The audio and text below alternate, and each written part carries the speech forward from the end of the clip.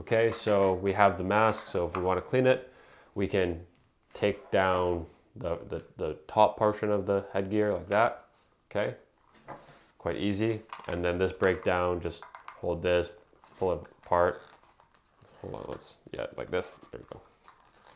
Okay, cool, I don't think I did that right, let's do it again. Okay, hold the sides, there you go. That looked a little easier. So I was just grabbing the sides here and kind of taking it out. It's nice that they colored this portion where the mask goes. They colored it blue. I think it's pretty obvious where this guy goes. However, it is a nice little indicator. Obviously, there's gonna be a lot of elderly people, people who might not have the best sight, and they might find that extra color kind of a reminder of that, you know, something's missing off their mask. So that's definitely a great feature that they added. Again, that they didn't really have to, but it makes the mask just a little bit better and a little bit cooler looking too. We have the exhalation ports up here. This is where the tube goes with the one-way valve. And yeah, so it's a pretty great little mask, and it comes apart really easily for cleaning. And yeah, it breaks apart. Now, let's put this guy back on here. So it's pretty easy to put on, pretty obvious. The old mask, the simplest, like came out in twos. So maybe a little more annoying when cleaning.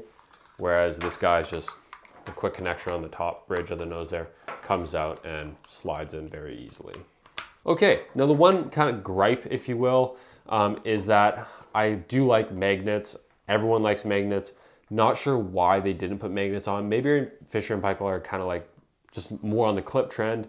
Want to make sure that everyone with pacemakers and stuff like that who really just don't want magnets anywhere around them, not necessarily for the medical implant, but just peace of mind as well, that those voices are heard. And keeping with clips, definitely make sure that people with pacemakers or any other medical equipment that needs to be nowhere near magnets, they feel safe.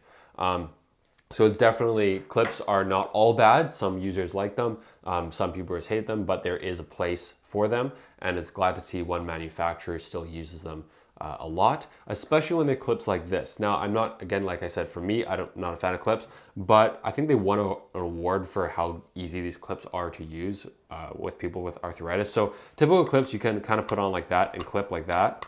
Okay, it's pretty easy, but you can kind of see the way they shaped it is there's a slot here for the clip and then kind of a circle. And so if you put it down this way or any direction and then rotate it to where the clip goes, it locks into place quite easily. So you don't actually have to be in the same direction of how you're clipping for it to work. You can kind of just put it in the hole, put some pressure down and rotate, and it's gonna clip correctly. So that is a really nice clip.